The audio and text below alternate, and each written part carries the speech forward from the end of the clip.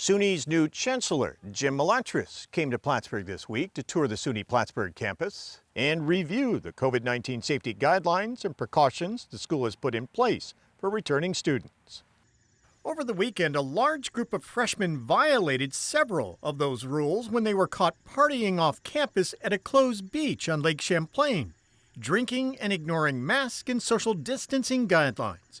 SUNY Plattsburgh President Alexander Enyedi said 43 students were identified and questioned. Our students, our faculty, our staff, our community members, they want to be assured that we take what's happening very seriously. And I take what's happening very seriously in all aspects of the campus. Within the student code of conduct here for our campus, sanctions can be up to and including dismissal and interim suspensions from the campus. And there are a variety of other sanctions that can be leveled as well. So those are available to me as president here on this campus. And when I say the word aggressive, I also mean the word rapid as well. I want to see a rapid, a quick resolution to this issue as well. And just a day later, Enyedi announced that all 43 of those students who attended the off-campus beach party have been suspended indefinitely and will have to leave campus. They will be allowed to participate in online classes. We have a recent incident here of students who were partying or gathering outside of the college campus. I want to just reassure the community, and I think President Enyedi has done the same thing, and we have talked about this. That is an isolated incident. Of the many students that we've talked to today walking around campus, they are following the rules. They understand this is a different time. They are trying to get an education. We want to keep students here. But for those students who aren't following the rules, it's not just about the students. So I want to convey to students across the SUNY system, it's not just about you. It's about everybody else that you are a citizen or a colleague with on your college campus and across the SUNY system. Because if this goes the wrong way, we may have to potentially roll back many of our offerings that we've been able to reopen on our college campuses, and that would be a shame.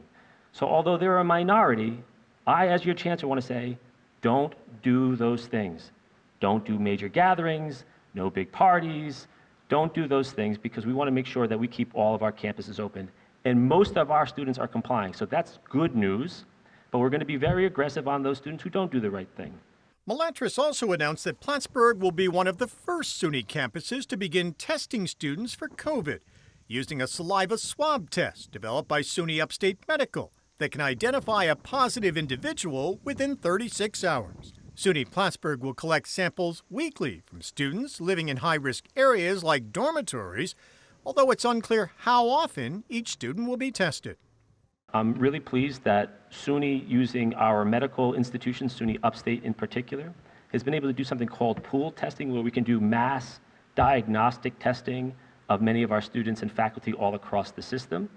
President Enyedi will be doing surveillance testing using the pool testing going forward for SUNY Plattsburgh, which I think is a huge step forward.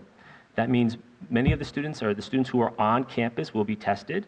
We will process those tests quickly, and then we can show and see what's going on the campus to make sure everybody continues to contain the COVID-19 beast, which we want to contain so we can keep these services going. This is all SUNY based, which I love.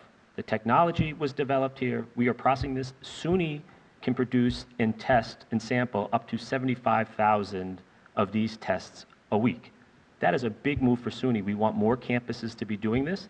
This will give assurances to the community that we have a protocol in place that people can be confident that we are surveilling our student body. We're doing it in a way that using technology that's not invasive. I think the nasal swab, although it is a quick test, this is even quicker and easier for our students.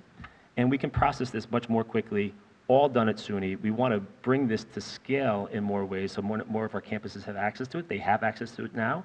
So this testing protocol, done in-house at SUNY, developed by SUNY, produced, and the results are done by SUNY, is a huge step forward. It will give confidence to communities all over the state. By the way, Jim Malatras, who will officially take over as Chancellor on Monday, is the first SUNY graduate chosen to be Chancellor of the SUNY system.